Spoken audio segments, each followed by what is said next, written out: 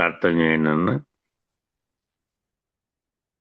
గురు బ్రహ్మ గురు విష్ణు గురుదేవో మహేశ్వర గురు సాక్షాత్ పరబ్రహ్మ తస్మై శ్రీ గురవే నమః. బృహద్వాసిష్ట సిద్ధాంతం పూర్ణ బోధోపదేశికం వెంకటేశ్వర యోగీంద్రం సద్గురుభ్యో నమో నమః. ఆత్మానాత్మ అతీతమనిశం కేవలాత్మోపదేశికం వేముల రామయార్య యోగీంద్రం సద్గురుభ్యో నమో నమః. క్షరాక్షరమతీతం చ అచల పూర్ణోపదేశిక శ్రీ పూర్ణానంద పుల్లయార్య సద్గురుభ్యో నమో నమః. అస్మద్గురు సమారంభం కృష్ణ సాందేప మధ్యమాం ఓంకారపీఠ పర్యాంతం వందే గురు పరంపరం. గురు పరంపరముకు జై. జై శ్రీ వెంకటాంబ సమేత శ్రీ పూర్ణానంద పులయారులకు జై. జై శ్రీ ఇందుగల గురు భక్త మండలికి జై. జై గురు. వద్యనారాయణ దస్తాత రాసినటువంటి తత్వము. పరమ గోప్యము తెలియవలనండి నరులార మీరు నరక స్వర్గము ఆది దొలగండి. పరమ పదమను స్థిరము నందున ఎరుక మరుపుల దోడినదిగే ఎరుక దక్షిణ గురుని కొసగితే మరణ జననము లేకపోవును. పరమ గోప్యము తెలియవలనండి నరులార మీరు నరక స్వర్గము నాది దొలగండి. మూడు నైదుల రూపులరయండి ముందెక్కడుండి ఎడదోచిన జాడగాంచండి. ఏడదూచిన పంచభూతములాడుతున్నవి భిన్న భిన్నము చూడగానివి స్వప్నజాలము గూడి వెంటనే లేనివాయను. పరమ గోప్యము తెలియవలనండి నరులార మీరు నరక స్వర్గము నాది దొలగండి. స్వప్నే ప్రతీయమాన రూపాణి చ యదా తథా నాల్గు నాల్గుల నెరుగవలనండి. నయనంబు చూపు వెలుగు నెచ్చటలేకనుందండి. నాల్గు నాల్గుల నిరువదైదులు నాణ్యమెరిగిన మాయకాయము నీల్గు మూలము చూడలేనిది వెలిగిపోవును నిజము నెరిగితే. నిర్మూలమే తదా జ్ఞాన శరీరం నాస్తి కేవలం. పరమ గోప్యము తెలియవలనండి నరులార మీరు నరక స్వర్గము నాది దొలగండి. మూడు నాల్గుల మర్మమరయండి ముఖ్యంబు దీని ముటి ముప్పిరిగాంచి వెలగండి.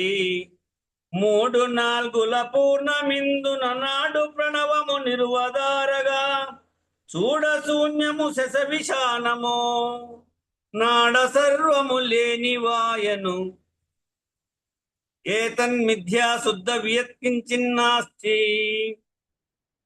పరమ గోప్యము తెలియవలనండి నరులార మీరు నరక స్వర్గము నాది దొలగండి. గురువు శిష్యుల గొడవ లేదండి గుర్తించి గురుతూ గురునికిచ్చిన దాయముందండి. గురువు శిష్యుల గురుతు లేఖను ధరను శ్రీనారాయణాక్షుడు నిరతమన్నది వినుచుగనిమనే. నిరతమన్నది వినుచుగనిమను ఎరుకలేనిది పూర్ణమదియే.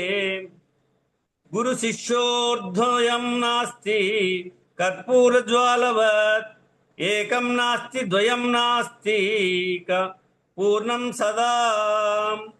పరమ గోప్యము తెలియవలనండి నరులార మీరు నరక స్వర్గమునాది దొలగండి. బోలో శ్రీ సద్గురు మహారాజ్ కి జై. జై శ్రీ వెంకటాంబ సమేత శ్రీ పూర్ణానంద పులయారులకు జై.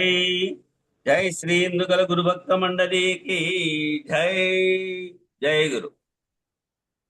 జై గురు. జై గురు. అందరికీ జై గురు. గురు పరంపరంకు జై.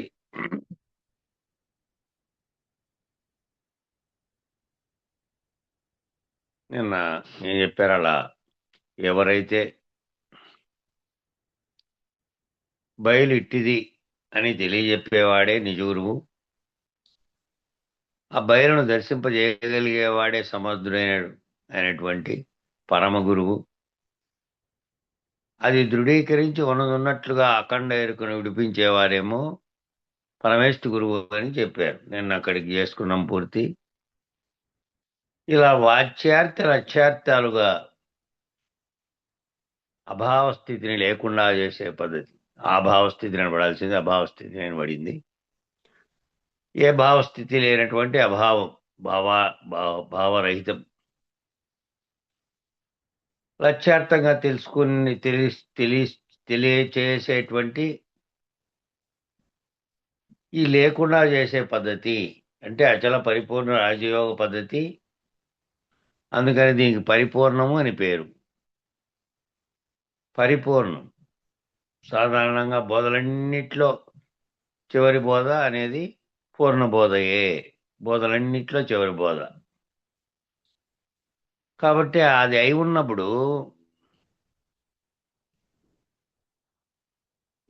ఆ పూర్ణబోధ ద్వారా ఎరిగేది పూర్ణమే అయి ఉన్నప్పటికీ, ఆ పూర్ణబోధ ద్వారా ఏమి ఎరుగుతారంటే ఎరిగేది పూర్ణమే ఎరిగేది అయినప్పటికీ, ఎరిగేడి అఖండ ఎరుకను ఏది ఎరుగుతోంది, దేని ద్వారా ఎరుగుతోంది, దేనితో ఎరుగుతోంది అంటే ఆ ఎరిగేది ఏంది అంటే ఈ ఎంతకుముందు ఉన్నట్టు ఖండ ఎరుక స్థితిలో నుంచి తాను జీవభావం వదిలి బ్రహ్మభావంతో తానే అఖండ పద్ధతిలో అఖండ ఎరుకగా ఉన్నటువంటి బ్రహ్మమును అనే స్థితిలోకి పోయి ఉంటాడు. ఆ అఖండ ఎరుక కూడా విడిచేటువంటి పద్ధతి. ఆ బ్రహ్మం ఏదైతే తాను ఎరుక బ్రహ్మముగా సృష్టి కారణమైన బ్రహ్మం అని భావించాడో దాన్ని కూడా విడిచే పద్ధతి. అఖండ ఎరుకను కూడా విడిపించే పద్ధతి కాబట్టి దాన్ని పరిపూర్ణ పద్ధతి అన్నారు. అరవింద మహర్షి కూడా పూర్ణయోగాన్ని ప్రతిపాదించాడట. అరవిందుడు మళ్ళీ అద్వైత సిద్ధితో పూర్ణ జ్ఞానాన్ని పొందవచ్చు అన్నాడట. అద్వైత సిద్ధితో పూర్ణ జ్ఞానాన్ని పొందవచ్చు, కానీ అద్వైత సిద్ధితో ఏం పూర్ణ జ్ఞానం పొందుతారు అంటే తానే అఖండ ఎరుక అనేటువంటి బ్రహ్మం అనేటువంటి స్థితి వరకు మాత్రమే అందులో పోయే అవకాశం ఉంది. అద్వైత సిద్ధితో పూర్ణ జ్ఞానాన్ని మాత్రమే పొందుతావు. కానీ కాబట్టి ఈ పూర్ణత్వం నిర్ణయం అయ్యేటువంటి ఈ పూర్ణ జ్ఞానాన్ని నిర్ణయమై నేనే బ్రహ్మముననేటువంటి నిర్ణయం అయితే ఏ అఖండ ఎరుక అయితే ఉందో ఆ నిర్ణయం అక్కడి దాకా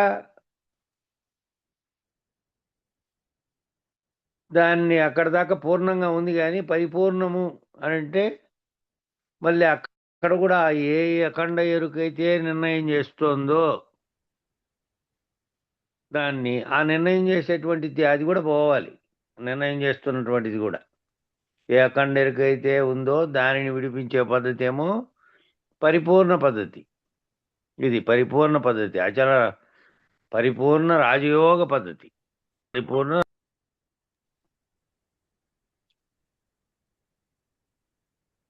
ఎలా తెలియబడాలి అంటే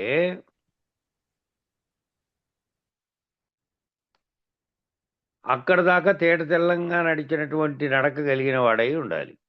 అక్కడ దాకా అది అర్థమైనటువంటి వాడై ఈ కింద నుంచి చెబుతూ వచ్చినటువంటిదంతా నిర్ణయమైనటువంటి వాడై ఉండాలి.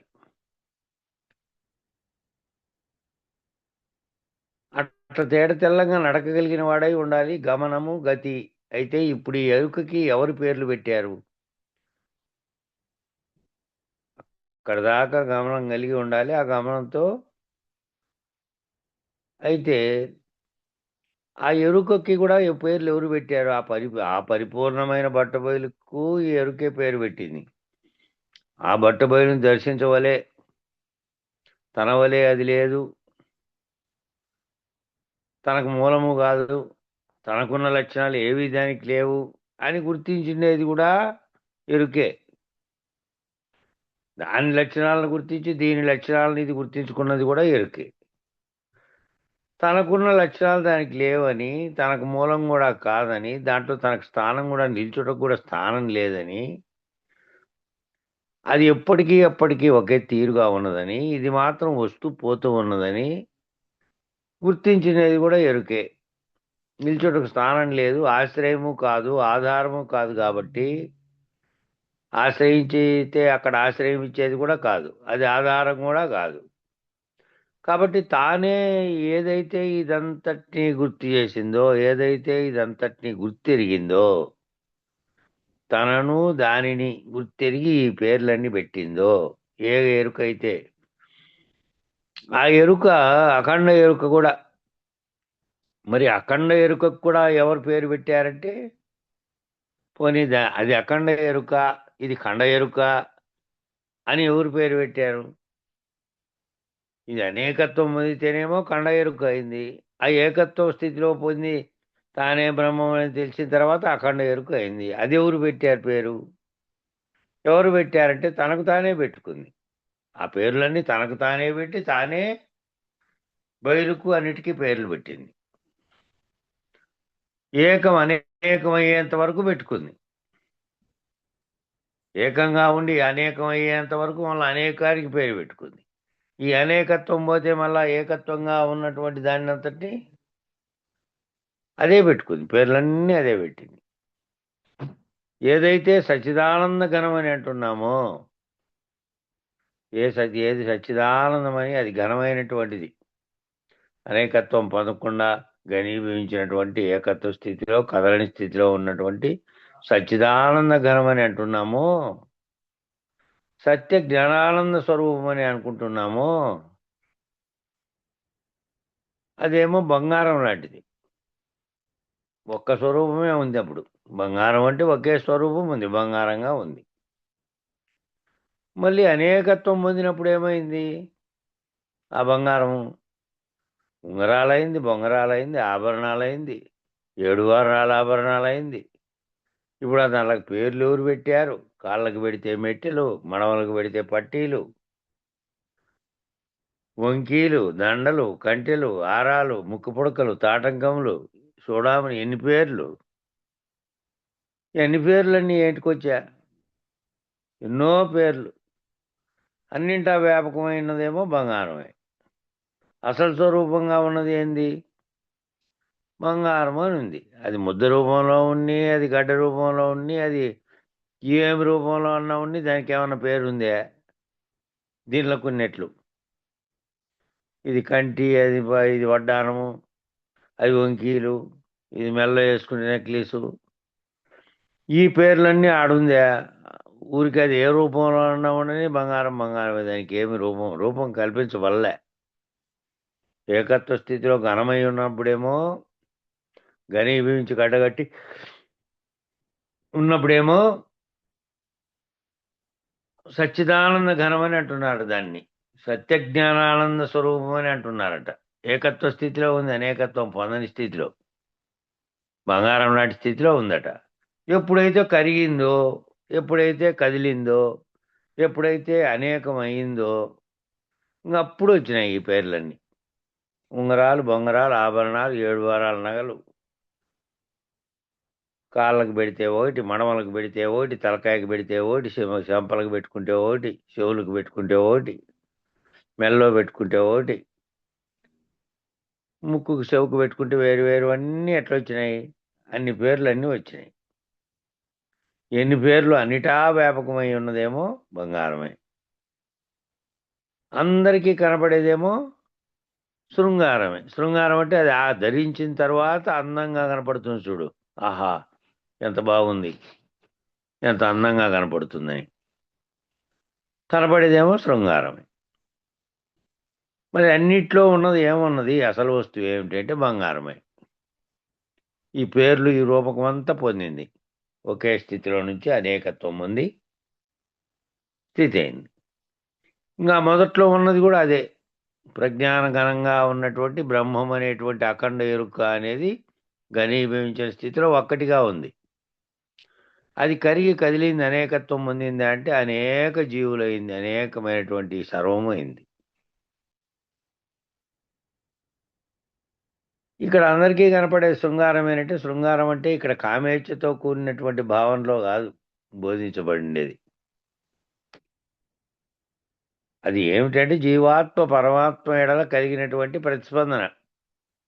ఆ ఆకర్షణకే శృంగారం అని పేరు. జీవాత్మ అనే స్థితిలోకి వ్యాప్తం చెందింది. అంతకుముందు పరమాత్మ స్థితిలో ఉన్నట్టు బంగారంగా ఉండకుండా ఈ ఆభరణాలు అనే స్థితిలోకి కరిగి కరిగి ఇట్లా అయింది.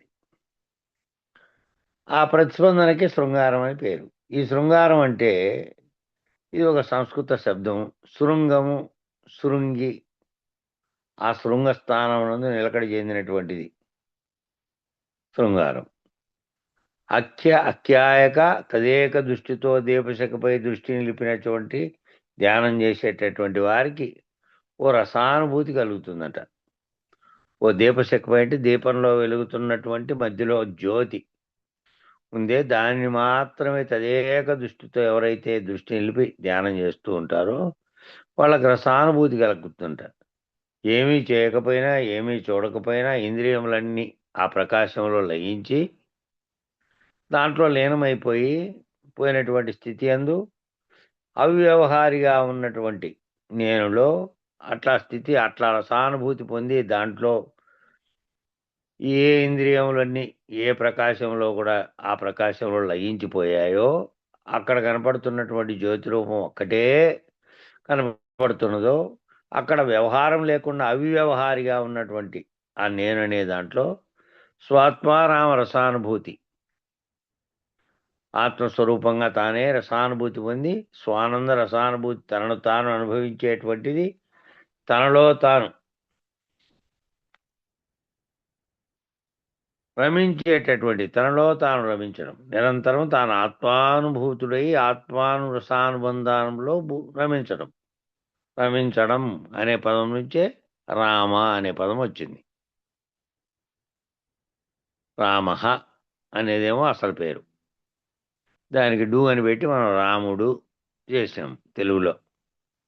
సంస్కృతంలో రామః అనేదే అసలు శబ్దం. రాముడు అనేది తెలుగు శబ్దం అయింది ప్రత్యయం చేర్చడం వల్ల, డ్యూ అనే ప్రత్యయంతో. ఆ విధంగా రసానుభూతి పొందినటువంటి తనలో తాను రమించేటువంటి రసానుభూతి, దీనికే రాస లేక శృంగారం అని పేరు. తనలో తాను రమించడం అనే దానికే శృంగారం అని పేరు. ఆ శృంగాటకం మీదది శృంగారం అని యోగ నిర్ణయం. చాలామందికి వీటి యొక్క ధాతు అర్థములు విచారణాక్రమం తెలియకపోవడం వలన దీంట్లో ఈ ధాతువుల యొక్క అర్థము విచారణ క్రమం తెలియకపోవడం వల్ల చాలామంది నీచోపమానవుల చేత తామసికమైనటువంటి జీవనానికి, జంతువు వలె పశువు వలె జీవించేటువంటి వాటికి ఈ పేర్లను తగిలించి ఈ అర్థం కాక ఈ శృంగారం అంటే ఆ శృంగారమేనేమో, మామూలు శృంగారమేమో, ఏ శృంగారం, ఏది రసానుభూతి పొందడానికి మనసు ఏమిటితో లయమై ఏకత్వ స్థితిలో తనలో తాను రమిస్తున్నదో ఆ స్థితి అనేది కాకుండా విచారణ క్రమంలో పదాల యొక్క ఆ పదాలు వాడబడినటువంటి దాని ధాతు అర్థములు తెలియక తామసికమైనటువంటి జీవితాన్ని అనుభవిస్తూ ఉంటాడు. కాబట్టి మానవుడు ఆ తామసికమైనటువంటి జీవనానికి అలవాటు పడినాడు. కాబట్టి ఆ జంతువు వలె జీవించేటువంటి వాటికే ఈ పేర్లను తగిలించి ఉన్నతమైనటువంటి జీవనాన్ని జీవించే లక్ష్యాన్ని కోల్పోతూ ఉంటారు. ఆ లక్ష్యం కోల్పోతూ ఆ లక్ష్యార్థంగా తెలియక దాన్ని కేవలం పదానికి అర్థము ఈ విధంగా అన్వయం చేసుకొని కింది స్థాయి భావనలో అట్లుంటారు. కాబట్టి అనయముగా జీవాత్మ చదివేటి తారకము పెరగవలెనన్న సద్గురుని కృపచే తారతమ్యము తరచి కనుగొనుమా. రాను ఎటులో పోను ఎటులో అయినదెటులో కానిదెటులో కనియు కానని తత్వమెట్లో తారకము పెరగవలెనన్న సద్గురుని కృపచే తారతమ్యము తరచి కనుగొనుమా అనేటువంటి తారక తత్వంలో ఓ తత్వానిలో ఓ భాగం ఇచ్చారు ఇక్కడ. తారకం చూసి సద్గురుని కృపచే తారతమ్యం కనుక్కోవాలన్నా కనుగొని రాను ఎట్లో పోవడం ఎట్లో రావడం ఎట్లుందో జరుగుతుందో పోవడం ఎట్లా జరుగుతుందో అయినది ఎట్లయిందో కానిది ఎట్లయిందో కనియు కానని తత్వం ఎట్లో చూసి చూడని తత్వం ఎట్లో ఆ తారకం పెరగవలెనన్న సద్గురుని కృపచే తారతమ్యం తరచి కనుగొనుమ అనేది ఉదాహరణగా ఇచ్చారట. ఆ సద్గురు పరబ్రహ్మనే నమః అనబడేటటువంటి దేశికేంద్రుడైనటువంటి వాడు ఎలా చూస్తున్నాడో, ఆ సద్గురు పరబ్రహ్మనే నమః అనబడేటువంటి దేశికుడైనటువంటి వాడు ఎలా చూస్తున్నాడో, ఈ ఉండి లేనట్టుగా ఈ ఈ కనపడుతున్న దానితో తాయాత్వం లేని స్థితిలో తాను లేనెరుకలో ఉండి అఖండ ఎరుత కూడా రహితపరుచుకున్నటువంటి వాడై కనబడుతున్న దానితో తాయాత్వం లేని స్థితిలో ఉంటాడు. ఆ ఆ పద్ధతిలో ఆ నిజ శిష్యుడు కూడా అలా చూడాలి. ఆ దేశకుడైనటువంటి వాడు ఎలా చూస్తున్నాడో అలాగే ఆ నిజ శిష్యుడు అలా చూడాలి. అలా చూడగలిగేటటువంటి సామర్థ్యాన్ని ఇవ్వటానికి అట్లా చూడగలిగేటువంటి సామర్థ్యం అతనికి రావాలంటే అది ఇవ్వడానికి ఏమని పేరంటే గురుకృప అని పేరు. ఆ గురుకృప ఉంటే ఆ గురుకృప చేత తాను ఆ చూడగలిగే సామర్థ్యాన్ని పొందుతాడు. అలా చూడగలిగేటువంటి సామర్థ్యాన్ని, అలా ఉండగలిగేటువంటి సామర్థ్యాన్ని ఆ గురువు ఎట్లున్నాడో ఉండి లేనట్లుగా ఏ విధంగా ఉన్నాడో ఆ లేనట్టుగా ఉండడాన్ని పొందగలిగి తాను కూడా ఆ విధంగా ఉండగలిగేటువంటి సామర్థ్యాన్ని ఇవ్వటానికే గురుకృప అని పేరు. మరి ఈ సామర్థ్యాన్ని ఇచ్చేటటువంటి ఆయన ఇది మంత్రత్రయం ద్వారా దీక్షాత్రయం ద్వారా జరిగేటువంటి పని. 3 రకాల 3 మంత్రాలు మళ్ళా 3 దీక్షలు దాని ద్వారా జరిగేటువంటి పనిట. అందువల్ల ఈ ఉపదేశ సాంప్రదాయం ఇదంతా వచ్చింది. ఈ సాంప్రదాయం ఈ ఉపదేశం ఇచ్చే సాంప్రదాయం ఇదంతా ఎందుకు వచ్చిందంటే ఉపదేశము మంత్రము అంటే నువ్వు ఒక రకమైనటువంటి ఆ మంత్రాన్ని పొంది మళ్ళీ ఆ తర్వాత దీక్షత్రయం ద్వారా ఆ దీక్షలను తెలుసుకొని నువ్వు దానికి బద్ధుడవై నువ్వు అప్పుడు ఉపదేశించిందేమో మంత్రం వాచ్యార్థమైన మంత్రమే కాక దాని లక్ష్యార్థమంతా మళ్ళా గురువు ద్వారా విచారణలో నువ్వు పొంది ఆఖరుకు నువ్వు లేనటువంటి నువ్వే లేకుండా అయిపోయి గురువులో లీనమయ్యేటువంటి స్థితిలో దాకా నువ్వు ఆ ఉపదేశ సారాన్ని పొందాలి.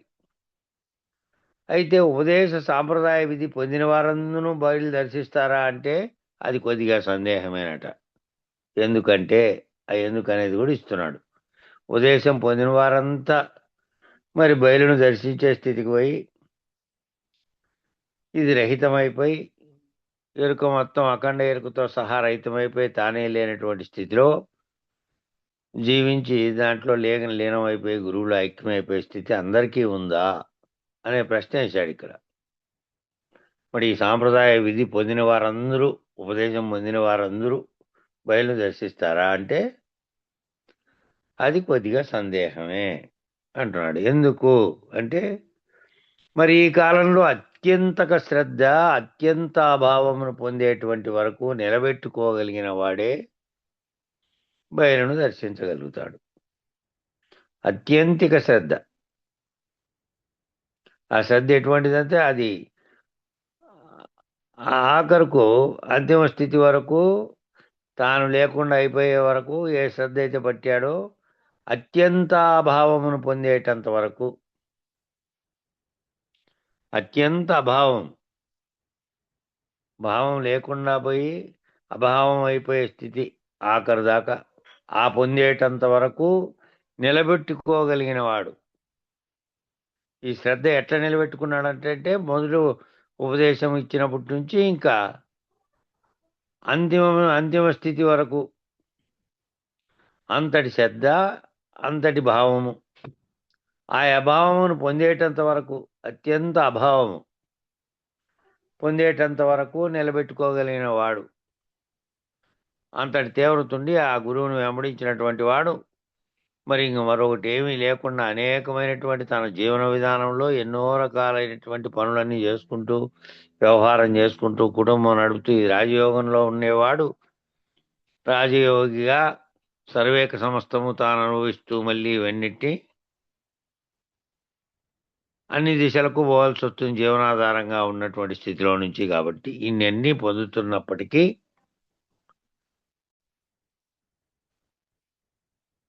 అక్కడి వరకు తాను నిలబెట్టుకోగలిగినటువంటి స్థితిలో ఉండేవాడైతేనే ఆ వరకు అంతటి వరకు పట్టుబట్టినటువంటి వాడై తన గమ్యం అదేను అది తెలుసుకొని ఆ స్థితిని నేను గురువు ద్వారా పొందే వరకు నేను నిత్యం ఇది దీంట్లోనే ఉంటానని అంత శ్రద్ధ, అంత ఇది కలిగిన వాడు దర్శించగలుగుతాడు. అంటే అఖండ ఎరుకకు 7 అభావాలు ఉన్నాయట. ఆ 7 అభావంలో తెలిసి విడిపించబడాలట. ఆ 7 అభావాలు తెలిసి విడిపించబడాలి. ద్రవ్య, గుణ, కర్మ, సమవాయు, సామాన్య, విశేష, అత్యంత అభావ ఇలా కనపడుతున్నటువంటి వాటన్నిటి విశేషము తనకు తెలియబడి విడువబడాలి. అవన్నీ ఆ విడిపించబడాలనేటువంటి అన్ని రకాలుగా పడాలట. కాబట్టి అభావంగా అలా కనపడుతున్న ద్రవ్యమంతా కూడా అభావం అని తెలియాలట. సూక్ష్మ శరీరంలో గుర్తించబడుతున్నటువంటి గుణము అభావం అని తెలియాలి.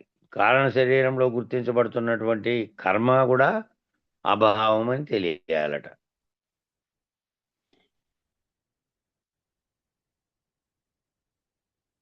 మహాకారణ శరీరంలో తెలియబడుతున్నటువంటి సామాన్య భావం కూడా అభావం అని తెలిసి ఉండాలి.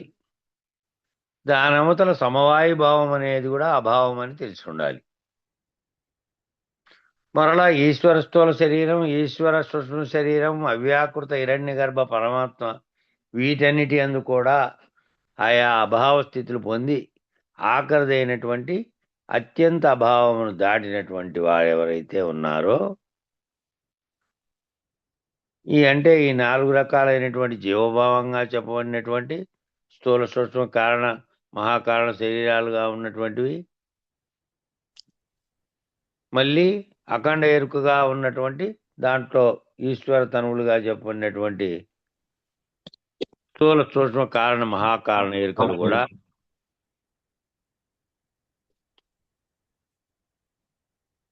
ఏం స్వామి శివయ్య స్వామి ఏం ఆన్ చేసుకున్నావు ఏంటో చెప్పండి.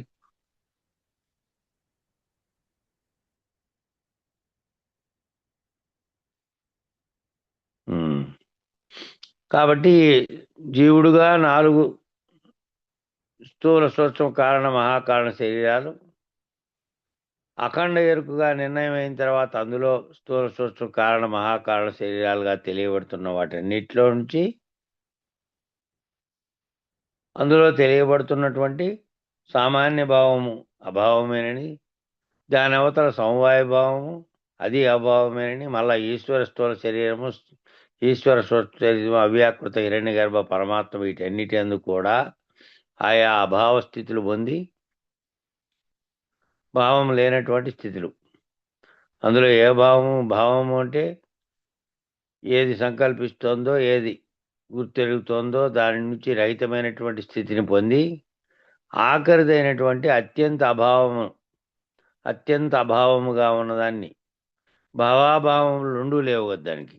భావించడము అభావం పొందడం అంటే మళ్ళా కొంతకాలం భావంలో ఉండి భావాన్ని ఏమీ లేకుండా అభావ స్థితి పొందింది అని. ఆ భావాభావములు లేనటువంటి స్థితిలో అచలము పరిపూర్ణము భావము కాదు, అభావం కూడా కాదు.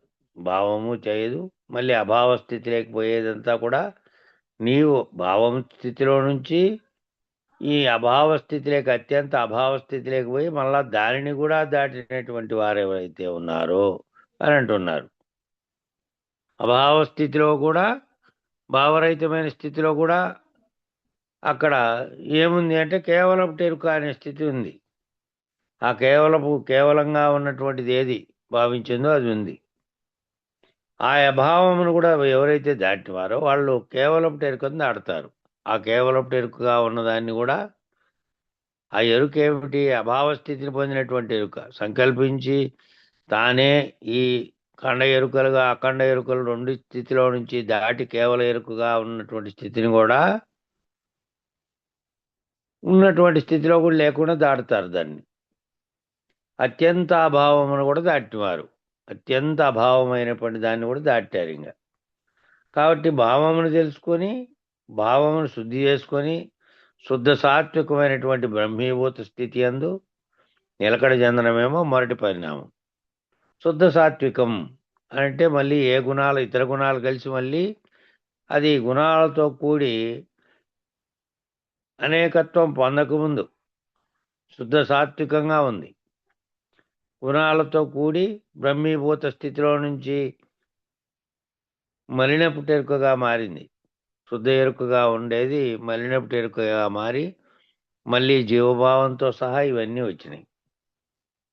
కాబట్టి బ్రహ్మీభూత స్థితి అందు నిలకడ చెందడం అంటే శుద్ధ సాత్వికమైనటువంటి ఆ శుద్ధ ఎరుక స్థితిలో ఉండడం. మళ్ళీ జీవభావం పొందితేనేమో మలిన ఎరుక స్థితిలోకి రావడం అన్నట్టు.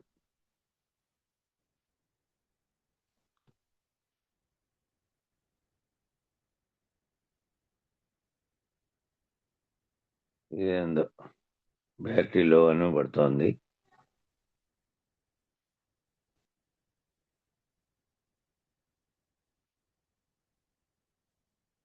ఒక్క నిమిషం ఉండండి.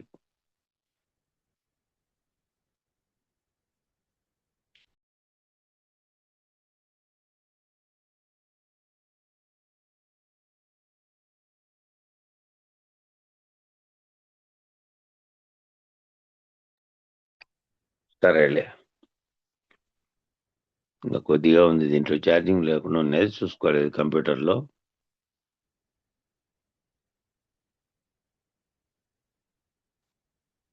కాబట్టి ఏమిటి అంటే బ్రహ్మీభూత స్థితి అందు నిలకడ చెందడమేమో మొదటి పరిణామం.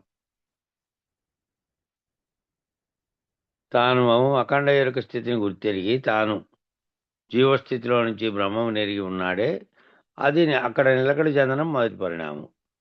గుణాతీత స్థితి అందు నిలబడి ఉండాలి. గుణాతీత స్థితి అందు బ్రహ్మనిష్ఠుడై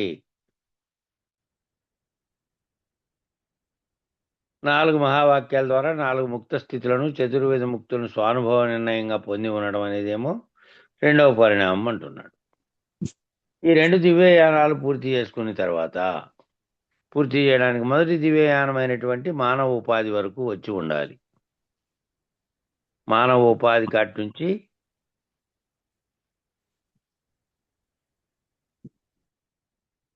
ప్రయాణం ఎక్కడ జరుగుతుంది? మానవ ఉపాధి అనే స్థితిలో నుంచి మళ్ళీ ఈ ఉపాధి ధరించడానికి కారణమైంది వెనక్కి విచారణ చేసుకుంటూ పోయినావు కదా. మానవ ఉపాధిగా ఉంటేనేమో జీవుడు అనబడినారు. జీవుడుగా తాను ఏ దాంట్లో అయితే శరీరం నేననే భావనలో ఉన్నాడో ఆ స్థితిలో నుంచి సర్వవ్యాప్త చైతన్య స్థితి లేకపోవడానికి వెనక్కి పోవడం. మళ్ళీ విచారణతో పోయి దివ్యయానాలు పూర్తి చేయాలన్నాడు. ఒకటి మానవుడుగా మానవ ఉపాధి వరకు వచ్చి దాని నుంచి వెనక్కి పోయడం అనేది ఒక దివ్యయానం అయితే, ఇక అక్కడ అవతల నుంచి మళ్ళీ దివ్యయానం బ్రహ్మనిష్ట ఎందు బ్రహ్మనిష్ఠుడై అక్కడ నిలకడ చెంది ఉండడం అనేది రెండో దివ్యయానం. ఈ మొదటి దివ్యయానంలో మానవ ఉపాధి వరకు వచ్చి ఉండాలట. అప్పుడే సాధ్యమవుతుందట. ఎందుకంటే 84 లక్షల జీవరాశుల్లో మిగిలినటువంటి జీవరాశికేమో ఈ దివ్యయానాలను పూర్తి చేసే అవకాశం లేదు. ఎందుకంటే అనుభవ స్థితిలో పొందడానికి శరీరం అనుభవం పొందడానికి ఉపకరణం కావాలి. శరీరం అనేటువంటి స్థితిలో ఈ దివ్యయానాలను పూర్తి చేయడానికి మానవ ఉపాధి అనే ఉపాధి ఉంటే ఆ ఉపాధిలో మాత్రమే ఈ పరిణామం జరిగేకుంది అవకాశం. 84 లక్షల జీవరాశిలో మిగిలినటువంటి జీవరాశికేమో ఈ దివ్యయానాలను పూర్తి చేసే అవకాశం లేదు. ఇలా 3 దివ్యయానాలు ఉన్నాయి. బ్రహ్మనిష్ఠుడై జీవన్ముక్తుడైనటువంటి వాడు ఎవడైతే ఉన్నాడో వాడు పరమనేటువంటి దాన్ని నిర్ణయింపజేసేటువంటి పద్ధతిగా పరిణమించడం మొదలుపెట్టాడు. జీవుడుగా ఉన్నటువంటి వాడు నేను జీవభావంతో ఉండి నేను జీవుణ్ణి అనేటువంటి స్థితిలో నుంచి ముక్తి చెంది ఏ స్థితి లేకపోతున్నాడు? జీవన్ముక్తుడు అంటే జీవుడుగా లేడు, ఇంకా బ్రహ్మం తానే బ్రహ్మం అనేటువంటి మహావాక్య విచారణలో స్థిరపడినటువంటి బ్రహ్మనిష్ఠుడైనటువంటి స్థితికి పోయినాడు. జీవన్ముక్తుడైన స్థితిలో నుంచి బ్రహ్మనిష్ఠుడై ఉన్నాడు. ఇంకా పరం అనేటువంటి దాన్ని నిర్ణయింపజేసేటువంటి పద్ధతిగా పరిణామం చెందే స్థితిలో ఉన్నాడు. ఇంకా బ్రహ్మం అనే స్థితిలో నుంచి దాన్ని నిర్ణయింపజేసే దానికి ఆ పరిణామం చెందడం మొదలుపెట్టాడు. ఇంకప్పుడు ఏమిటికి అర్హుడయ్యాడు అంటే పరిపూర్ణం తెలియబడ్డానికి అతడు అర్హుడయ్యాడు. అక్కడ సర్వము శూన్యము ఒక్కటి అని తెలియబడ్డానికి ఈ సర్వము కూడా ఈ మళ్ళా శూన్యంగా ఉన్నది కూడా వీటన్నిటికీ అవకాశం ఇచ్చిన ఆకాశ స్థితిలో ఉన్నది ఇవన్నీ ఒక్కటేను అని తెలియబడ్డానికి ఈ శూన్యం కానీ ఈ సర్వము కానీ రెండూ లేనివని తెలియబడటానికి ఇందుకు అవకాశం ఇచ్చిన బ్రహ్మాండానికి అవకాశం ఇచ్చినటువంటి శూన్యం అనే ఆకాశం, అందులో ఈ సర్వము ఉన్నదనేటువంటి ఆ రెండూ కూడా నిజానికి లేనివేనని తెలియబడితే పరిపూర్ణము తప్ప బయలు తప్ప ఇంకేమీ లేదు అనే తెలియబడేటువంటి నిర్ణయం జరగడానికి అర్హత సాధించినటువంటి వాడై ఉన్నాడు. అక్కడ దాకా ఎవరైతే పరిణమించాడో వాడు. సంకల్పము శూన్యము కాలము, సంకల్పాతీతము శూన్యాతీతము కాలాతీతము. సంకల్పం అనేది ఒకటి, ఆ సంకల్పంలో పుట్టినది ఈ శూన్యం, ఆ శూన్యంలో పుట్టినది మళ్ళీ కాలము. ఇదంతా మళ్ళీ సంకల్పాతీతం అయితే శూన్యాతీతము కాలాతీతం అనేటువంటి ద్వారా ఈ మూడు ఎక్కడైతే పుడుతున్నాయో ఆ మూడు పుడుతున్నటువంటి వాటి ద్వారా మలత్రయాలనేటివి లేనివని, ఈ అఖండ ఎరుక కూడా లేనిదేనని, ఈ మూడుగా తోస్తున్నటువంటి త్రిపుటి కానీ ద్విపుటి కానీ ఈ రెండుగా తోస్తున్నటువంటి కానీ లేదు, మూడుగా తోచేది కూడా లేదు.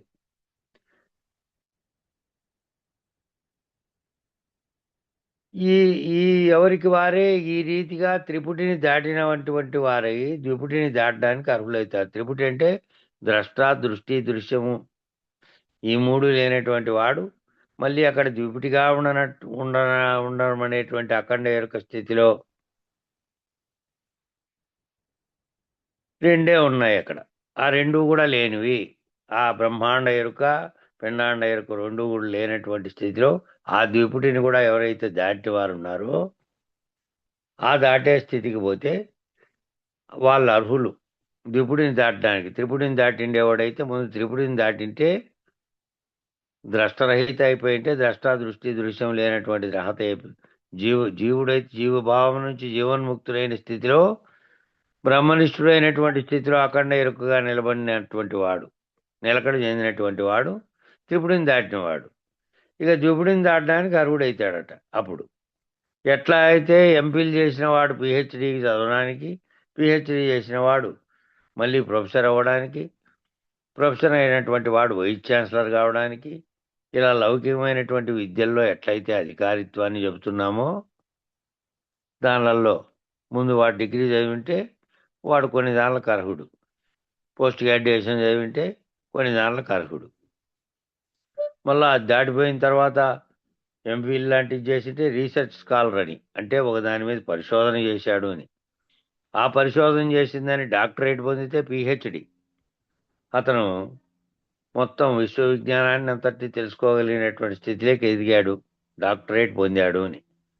వాడు ప్రొఫెసర్ కావడానికి, అట్లా ప్రొఫెసర్గా కొన్నేళ్ళు చేసిన వాడు ఆ మొత్తం విశ్వవిద్యాలయానికి ఉపకులపతి కావడానికి, వైస్ ఛాన్సలర్ అంటే ఉపకులపతి కావడానికి, కులపతి ఏమో గవర్నరే ఉంటాడు ఏదానికైనా, అట్లా పొందడానికి అర్హుడై ఉంటాడు అని ఆ విధంగా లౌకిక విద్యలో ఏ విధంగా పెట్టారో అట్లాగా ఈడ కూడా అధికారిత్వాన్ని చెబుతున్నారట. ఎవడెవడైతే దేని దాటి ఏ స్థితిలో తాను నిలకడ చెంది పడినాడో అట్లా త్రిపుడిని కూడా దాటి తానే బ్రహ్మనిష్ఠుడైనటువంటి అఖండ ఎరుక స్థితిలో బ్రహ్మము తానైనటువంటి మహా వాక్య విచారణ ద్వారా పొందిన స్థితి దాకానైనా ప్రయాణం చేసిన వాడున్నాడో వాడు ఇంక అధికారిగా ఉన్నాడు దాన్ని కూడా దాటుకోవడానికి.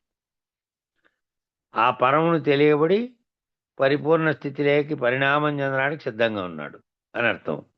ఆ స్థితి దాకా పోయినవాడు. కాబట్టి ఆ చదువు ఏ విధంగా ఒగోటొగో దానికి అధికారిత్వాన్ని చెప్పిందో ఇట్లా ఈ అధికారిత్వం ఇక్కడ అధికారిత్వాన్ని ఇట్లా చెప్పారట. ఇది ఈ జ్ఞాన ప్రమాణానికి సంబంధించినటువంటి పరిణితి. ఇదేమో జ్ఞానం పొందడానికి ఇక్కడేమి డిగ్రీలు సర్టిఫికెట్లు అక్కర్లే, అక్కడేమో సర్టిఫికెట్లు రాసిస్తారు కాబట్టి ఇది పొందాడు వీడు, ఇది చదివాడు, ఇది చదివిన తర్వాత ఈ స్థితిలో ఇట్లా ఉన్నారు అని. అట్లా స్థితి ఉన్నప్పటికీ అది చేయడానికి వీల్లేదు, ఇది చేయడానికి వీల్లేదు అనే నిబంధనలు ఉన్నాయనుకో, ఇప్పుడు ఏం చేశారు, సర్టిఫికెట్లు ఇచ్చారు. సర్టిఫికెట్లు ఇచ్చి ఇవి వీడు బోధించడానికి అర్హుడు అంటే పిహెచ్డి ఎవడు చేశాడో వాడు ఎంఏ వాళ్ళకి చదువు చెప్పగలవచ్చు. అంతకుముందు ఏమో ఎంఈడి చేసిన వాడేమో జూనియర్ కాలేజీలో లెక్చరర్గా డిగ్రీ పిల్లలకి వీళ్ళకి చెప్పవచ్చు. ఆ డిగ్రీ వాళ్ళకి అసిస్టెంట్ ప్రొఫెసర్ చెప్తాడు. ఆ స్థితి దాటి ఎంఏ చదివే వాళ్ళకేమో ప్రొఫెసర్ చెప్తాడు. ఇప్పుడు డిగ్రీ కాలేజీలో మన పూజారి వెంకటేశ్వర అసిస్టెంట్ ప్రొఫెసర్, ఇంకా పై స్థాయికి పోతే ప్రొఫెసర్ అయితే యూనివర్సిటీలో ఎంఏ చదువుతున్న వాళ్ళకి చెప్తాడు. ఆ స్థితిని కూడా దాటితే వాళ్ళందరినీ పాలించే స్థితికి వైస్ ఛాన్సలర్ స్థితికి పోతాడు. ఆ స్థితులకు ఆ సర్టిఫికెట్లని పెట్టారు ఆధారభూతంగా. మేము కూడా నేను లాస్ట్లో ఇంకా 4 ఏళ్ళు ఉంది ఇంకా సర్వీసు, అసిస్టెంట్ కమిషనర్గా పనిచేస్తున్నప్పుడు సుప్రీంకోర్టు ఓ తీర్పు చెప్పింది అనమాట. లా చేసి ఉన్నప్పటికీ పారిశ్రామిక వివాదాల చట్టంతో సహా వాటిల్లో కనుక పీజీ డిప్లొమా లేకపోతే ఇండస్ట్రియల్ రిలేషన్ అంటే పారిశ్రామిక సంబంధాలు, పారిశ్రామిక వివాదాల చట్టం, పరిష్కార చట్టం అనే వాటి మీద చదివి ఉండకపోతే వాళ్ళు తీర్పు చెప్పడానికి అర్హులు కాదని సుప్రీంకోర్టు తీర్పు ఇచ్చింది. ఇంకా నాకు 4 ఏళ్ళు సర్వీస్ ఉంది, ఇంకా నెక్స్ట్ కాబోయేది నేను అదే న్యాయ నిర్ణేతగా లేబర్ కోర్టులో జడ్జిగా వ్యవహరించాలి. ఆ స్థితిలో అదంతా తెలిసినప్పటికీ అప్పటికే అనేకమైనటువంటి తీర్పులు రాసినప్పటికీ అర్హత ప్రమాణానికి ఇది ఉండాలి నీకు అన్నారు. పోయింది ఇంకా ఆ అర్హత లేకుండా పోతుందే లా చదివినప్పటికీ కూడా అని చెప్పి మళ్ళీ అప్పటికప్పుడే చేరాము కొంతమంది. అప్పటికప్పుడు నైట్ కాలేజీలో చేరి ఇంకా లాస్ట్ స్టేజ్లో కూడా విడిచిపెట్టకుండా ఆ అర్హతను ఎందుకు పోగొట్టుకోవాలి కేవలం సర్టిఫికెట్ కారణంగా. 6 నెలలు చదివి పాస్ అయితే అయిపోతుందని చదివి పాస్ అయ్యాము. పాస్ అయ్యి ఇదిగో మేము మీరు చెప్పినటువంటిది పాస్ అయ్యాం, లా ఒకటే కాదు అని చెప్తే మళ్ళీ అట్లా ఎవరెవరైతే పాస్ అయ్యారో వాళ్ళు మాత్రమే తీర్పు చెప్పడానికి అర్హులు అని అంటే నాకంటే పై అధికారి పనిచేస్తూ ఉన్నాడు అప్పుడు నల్గొండ జిల్లాలో. నా పై అధికారి దగ్గర నమోదైన కేసులు కూడా లాయర్లు విత్డ్రా చేసుకొని మీకు ఆ అధికారిత్వం లేదట, అది పొందిన వారికి మాత్రమే అన్ని తెచ్చి నా దగ్గర ఫైల్ చేశారు. మళ్ళీ ఆ కేసులు కూడా ఆయన కేసులు విచారించే అర్హత లేకపోవడం వల్ల. కాబట్టి ఇవన్నీ ఏంటివంటే లౌకికంగా పెట్టినటువంటి పరిణామాలు. ఇదిగో ఈ సర్టిఫికెట్ ఉంటే నువ్వు ఈ స్థితిలో చేయడానికి అధికారివి అని చెప్పినట్టుగానే ఈ పద్ధతిలో చెబుతానేటివేమో సర్టిఫికెట్లు లేవు, కానీ ఇక్కడ జ్ఞాన పరిధిలో పరిణామం చెందాడా లేదా ఈ స్థితిలోకి, జ్ఞాన పరిధిలో ఇది. ఇక్కడేమో సర్టిఫికెట్ లేదు కానీ ఇది ఎప్ప ఫలాంది పాస్ అయినాడు, జీవుడు అనే స్థితిలో నుంచి ఆ ఎరుక పోగొట్టుకొని అఖండ ఎరుక స్థితిలోకి ప్రయాణం చేసి బ్రహ్మనిష్ఠుడై ఉన్నాడు అని ఎవరు సర్టిఫై చేస్తారు? సర్టిఫై ఏం చేయరు. అది కేవలం వాళ్ళు పొందినటువంటి జ్ఞాన ప్రమాణానికి సంబంధించినటువంటి పరిణితి చెందాడా లేదా అనేది ఆ శిష్యునికి ఆ గురువుకు మాత్రమే తెలుసు, మిగిలిన వాళ్ళకి తెలియదు అది. ఆ గురువుకు తెలుసు, ఆ శిష్యునికి తెలుసు తాను ఆ స్థితిలో వరకు ప్రయాణం చేశాడా లేదా అని. ఆడికి పరిణితి చెంది ఉంటే ఇంక ఈయన సిద్ధమైనాడు, ఈయనకి ఇంక ఈయనను రహితం చేస్తే, తాను లేనటువంటి స్థితిని రహితం చేస్తే అఖండ ఎరుక కూడా రహితమై తానే లేడు, లేనెరుకలో మిగిలిన శేష జీవితం అంతా లేనెరుకలో జీవిస్తూ ఉన్నటువంటి స్థితిలో, మిగతా వాళ్ళకేమో మామూలు స్థితిలో ఉన్నప్పటికీ ఆ గురు శిష్యులిద్దరికీ వారి ఇరువులు రహిత స్థితిలో ఉన్నారనేది వాళ్ళకి తెలిసిపడుతుంది. కాబట్టి ఇదంతా జ్ఞాన ప్రమాణానికి సంబంధించింది కాబట్టి ఈ సర్టిఫికెట్లకు సంబంధించింది కాదు. ఇది ఎవరికి వారు వాళ్ళలోకి తెలుసుకోవాలి, ఆ గురువుకు తెలుస్తుంది అది ఈ స్థితి దాకా వచ్చారా లేదా అనేది. ఆ నిర్ణయానికి కట్టుబడి, నిబద్ధతకి కట్టుబడి, ఆ దృష్టికి కట్టుబడి సహజమైనటువంటి రీతిలో తనను తాను పోగొట్టుకునేటువంటి పరిణితి పొందినటువంటి వారెవరో వారికి ఇంక పరిపూర్ణం నిర్ణయం అవుతుంది. నిర్ణయం అయిందంట అట్లా అయిండేటువంటి వారికి. అట్లా అయిండేవారు అర్హుడైతాడు కాబట్టి అట్లా అయిండేవారిని ఆ గురువు సులభంగా దాటించగలుగుతాడు. కాబట్టి పెద్దల మార్గంలో మాటకి మాట సరి, ఏదైనా ఒక మాట చెప్పాలంటే వారు ఏమి అడుగుతారంటే నిర్ణయంగా తెలుసా అని అడుగుతారు. నిర్ణయముగా తెలుసా, కేవలం వాక్యంలో నోటితో చెబుతున్నావా, లేకపోతే నిర్ణయాత్మక స్థితిని నీలో పొంది ఉన్నావా నువ్వు అని అడుగుతారట. ఆ పెద్దలు ఊరికే పెద్దల మార్గంలో వాళ్ళు ఏమిటి తెలుసుకుంటారంటే నీకు నిర్ణయాత్మకంగా నీకు అన్ని తెలిసినాయా లేదా అని అడుగుతారు. నిర్ణయంగా తెలియడము అంటే అష్టతను నిర్ణయంగా తెలియాలట. అష్టతనువులనే 8 తనువులుగా చెప్పవన్నీ ఏవి, ఈ పొందుతున్నటువంటి 3 అవస్థలు పొందుతున్నటువంటి జీవుడు 4వ అవస్థగా ఉన్నటువంటి కేవల చైతన్య స్వరూపుడుగా ఉన్నటువంటి తుర్య స్థితిలో 3 అవస్థల నిర్ణయమైనటువంటి స్థితిలో ఉంటే ఈ 4 తనువుల గురించి తెలిసినవాడు. ఈ 4 మళ్ళా ఆ 4 అఖండ ఎరుకగా ఉన్నటువంటి ఈశ్వరుడుకున్న ఆ 4 ఈ అష్టతను నిర్ణయంగా నువ్వు తెలిసి, ఆ తెలియాలంటే సప్త అభావముల నిర్ణయంగా తెలియాలి. ఈ ఈ 7 అభావాలు తెలియాలట. షోడశావస్థల యొక్క నిర్ణయంగా తెలియాలట. ఇవన్నీ లేనివనేటువంటి నిర్ణయం తెలియాలట. అవన్నీ లేనివనే నిర్ణయము, ఆయా అవస్థల్లో ఉన్నటువంటివన్నీ లేనివి అనే నిర్ణయంగా తెలియాలి. ఆ సప్త అభావములు అని ఇచ్చాడు. అవి ఏమైనా కింద ఇచ్చాడో ఎట్లా అని వివరించాడు లేదో చూద్దాము. కాబట్టి అది ఎట్లా లేదో నిర్ణయింపజేసేటువంటి దృఢమైనటువంటి వస్తునిచ్చే జ్ఞానం ఉండాలి అంటాడు. అలా తెలిసిన వారు ఎవరైతే ఉన్నారో దేశికేంద్రుల యొక్క చరణార విందములకు సర్వార్పణగా చెందినటువంటి వారు. అలా తెలిసినటువంటి దేశికేంద్రులు ఎవరైనా ఉంటే వాళ్ళ యొక్క చరణార విందాలకు ఎవరైతే శిష్యుడు సర్వార్పణ భావంతో సర్వము అర్పించేటువంటి సర్వస్వ శరణాగతి భావంతో తను మన ధన ప్రాణములే కాదు ఎరుకను బలిగా సమర్పించినటువంటి వాడు ఎవరైతే ఉన్నారో వారు చైతన్యాన్ని స్వాధీనపరచుకొని, ఏ చైతన్యం చేత అయితే నువ్వు సర్వమును గుర్తించేటువంటి తెలివి నీలో పనిచేస్తుందో ఆ చైతన్యాన్ని స్వాధీనపరచుకొని ఆ చైతన్య రహిత స్థితి కొరకు, ఆ చైతన్యం ఏదైతే చైతన్యం ఉందో నీలో ఆ చైతన్యాన్ని నువ్వు స్వాధీనపరచుకున్నటువంటి స్థితి, ఏ చైతన్యం చేత ఆత్మ ప్రకాశంతో నీలోటి అన్నీ పనిచేస్తున్నాయో ఆ ఆత్మ ప్రకాశం అనేది చైతన్యంగా ఉన్నది. దాన్ని స్వాధీనపరచుకొని ఆ చైతన్యం కూడా రహిత స్థితి పొందే కొరకు తాను ఆత్మస్వరూపుణ్ణి బ్రహ్మస్వరూపుణ్ణి అని చెప్పినటువంటి ఏ చైతన్యం అయితే ఉందో అది కూడా ఆ స్థితిని కూడా బలిగా సమర్పించాలట. ఆ స్థితి కూడా లేదు, ఇంకా దాన్ని కూడా బలి ఇచ్చేసేదే. బలి అంటే నీచోపమానంగా స్వీకరించనక్కర్లేదు. బలి అంటే మళ్ళా ఆ జంతువుని తీసుకుపోయి కట్టేసి తలకాయ నరికారనేది కాదు, ఆ ఉపమానంగా కాదు. ఈ బలాన్ని ఏ బలం అయితే నీలో పనిచేస్తూ ఉందో, ఏ బలం పనిచేసి నీలో చైతన్య స్థితిలో ఉందో ఆ చైతన్యాన్ని నువ్వు ఏదైతే స్వాధీనపరుచుకున్నావో ఆ చైతన్యమే నీలో పనిచేస్తున్నటువంటిది. ఆ చైతన్యమే నీకు ఖండ ఎరుక అఖండ ఎరుకగా రెండిట్లోనూ పనిచేసింది అష్టతనువుల్లో.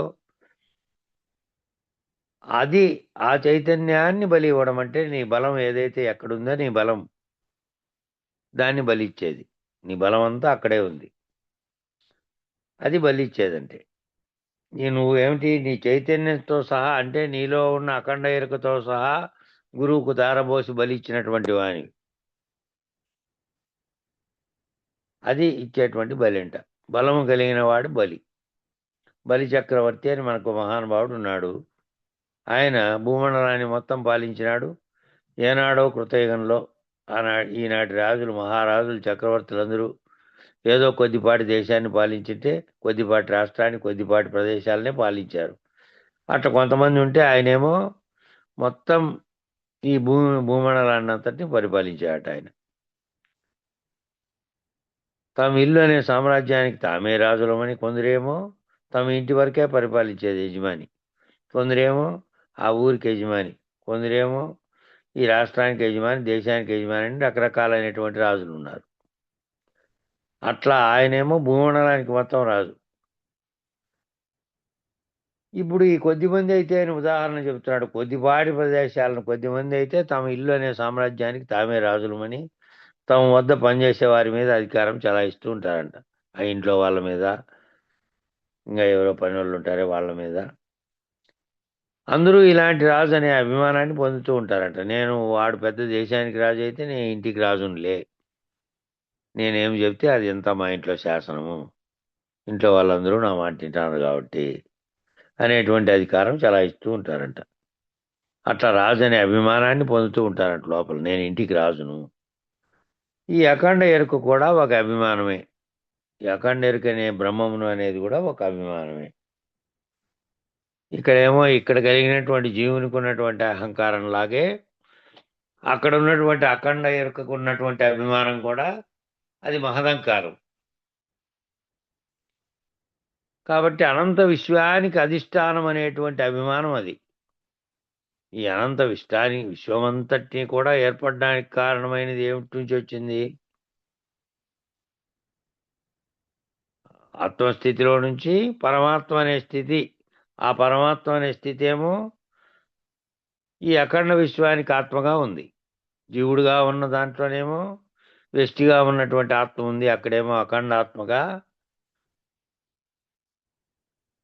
అధిష్టానము, విశ్వానికి అధిష్టానం అనేటువంటి అభిమానం ఉంది దానికి. కాబట్టి అది కూడా పోవాలి. నేనే ఈ అధిష్టానము, ఈ అఖండ విశ్వానికి అధిష్టానంగా ఉన్నటువంటి బ్రహ్మమును నేనే అనే అభిమానం ఉంది అక్కడ. అందువల్ల ఆ అభిమానం కూడా పోవాలి అంటే బలి ఎలా అయితే తన తలని సమర్పించాడో వామనునికి, ఇక్కడ పెట్టుకో కాలని, అక్కడ పెట్టుకుంటే ఆయన ఏం చేశాడంటే మొత్తం భూమండలం అంతా పాలించేవాడిని తొక్కేశాడు. భూమండలం అంతా నేనే పాలిస్తున్నా అనేది కూడా పోయింది. అది బలిగా సమర్పించాడు వామనునికి. అట్లా అహానికి కేంద్రస్థానమైనటువంటి బలాన్ని బలిగా సమర్పించాలి. ఈ అహానికి కేంద్రస్థానమైనటువంటి బలం ఏదైతే ఉందో దాన్ని బలి సమర్పించాలి. ఆ బలి వలే సమర్పించాలి, అర్పించాలి. అలా తనను తాను పోగొట్టుకునేటువంటి నడక నాలుగో దివ్యయానం. ఆ నాలుగో దివ్యయానం అంటది తనను తాను పోగొట్టుకునేటువంటి నడక. ఈ 4 దివ్యయానాలుగా అంతర్ముఖ ప్రయాణం ఉంది అంట. అంతర్ముఖ ప్రయాణం 4 రకాలుగా 4 దివ్యయానాలుగా ఉంది. చైతన్యం తన మూలాన్ని తాను తెలుసుకుని తానే లేకుండా పోయేటువంటి చైతన్య వికాసము, చైతన్య వ్యావర్తనము, ఈ రెండు ఒకేసారి పూర్తి అయిపోతాయి అన్నమాట. ఈ 4వ దివ్యయానంలో తాను చైతన్యంలో తానెవరు, ఈ నామరూపాత్మకమైన శరీరంగా కనపడుతున్నదన్నా నాలో ఉన్నటువంటి చైతన్యం ఏదైతే ఉన్నదో దాని యొక్క మూలం ఎక్కడుంది అని కింది స్థాయిలో ఉంటే ఎవరు విచారణ చేసుకుంటూ పోయారో తన మూలాన్ని తెలుసుకొని తానే లేకుండా పోయేటువంటి దాకా చైతన్యము వికాసము వ్యావర్తనము రెండు చెందినాయి. వ్యావర్తనం చెందితేనేమో అనేకత్వాన్ని పొందింది. వికాసం చెంది మళ్ళీ తన మూలాన్ని తెలుసుకునే వెనక్కి ప్రయాణం చేస్తేనేమో తానే ఈ అన్నిటినీ కల్పించినటువంటి అఖండ ఎరుకను అనే స్థితిలోకి పోయింది. ఈ రెండు ఒకేసారి పూర్తి అయిపోతాయి. దివ్యయానం వాటి వరకు సాగితే అక్కడ అఖండ ఎరుకను బలి ఇచ్చేస్తే ఆ బలి ఇచ్చేటువంటి ఆ గురువు గారికే ఆ అఖండ ఎరుకను కూడా బలి ఇచ్చేటువంటి స్థితి లేకపోతే ఇంక అది కూడా లేదు. ఇంక అవతలకి దాటించేది గురువు గారికి సులభమైపోయి తనలో కలిసిపోయి లీనమైపోయేలా 4వ దివ్యయానాన్ని కూడా దాటుతాడు. ఈ 4వ దివ్యయానం ఏమిటిగా సాగుతుందంటే మౌన వ్యాఖ్యగా సాగుతుందట. ఇంక అక్కడ చెప్పే మాట ఏమీ లేదు, మాటే లేదు, మాటే లేనటువంటి స్థితిలో దాకా పోయింది. కాబట్టి ఇక్కడి నుంచి రేపు చెప్పుకుందాము. 4వ దివ్యయానం మౌన వ్యాఖ్యగా సాగుతుంది అనే చోటు నుంచి ఇంకొక నిమిషమే ఉంది కాబట్టి మంగళం చెప్తే ముగిద్దాం క్లాస్. మంగళం చెప్పండి. జై గురు. ధీర సంతత నిర్వికార నిర్మల నిర్విచార నిత్య నిరాకార శరీరా సార విహీన సంసార విదూరోయ వికార నిర్విషయ ప్రాచార నిరాధార మంగళము మంగళము సద్గురు రాయా మంగళము మంగళము. పూర్తి గిట్టకయున్నాయట్టి ద్వయరహితమైనాట్టి ద్వాదశి వస్తు గోటోదయబూటి అట్టే శిరమున చెయ్యి వేట్టి జన్మము కాడమూట ఎరుకను వీడ గుట్టిన ప్రభురాయా మంగళము మంగళము సద్గురు రాయా మంగళము మంగళము. కాలకాలము నొక్క లీల నిలచేయుంటి చాలా కల నిరుకాల కవలయ్యే వేళ మూలములేని గుర్తెరుగు శరీరమే కలములేకున్నా కీలు దిల్పిన తండ్రి మంగళము మంగళము సద్గురు రాయా మంగళము మంగళము. ఎన్నాడేమియుగాకున్న బయలందెరుక ఉన్నదన్న మాట సున్నా పరిపూర్ణ ఉన్నది స్వప్నమందెన్నో దోచిన రీతి అనడి జగమూలేదన్న సద్గురు రాయా మంగళము మంగళము సద్గురు రాయా మంగళము మంగళము. సాటి లేని కృపతోటి బయలును జూపి పాటి ఎరుకను గోట మీటి ధరమేటి కోటి లింగయ్యకు ఈ సూటి నెరిగించిన దీటులేనేల్చూరి కోటేశ్వర ప్రభు మంగళము మంగళము సద్గురు రాయా మంగళము మంగళము. జై గురు. గురు పరంపరముకు జై. జై శ్రీ వెంకటాంబ సమేత శ్రీ పూర్ణానంద పులయారులకు జై. జై శ్రీ ఇందుగల గురుభక్త మండలికి జై. జై గురు.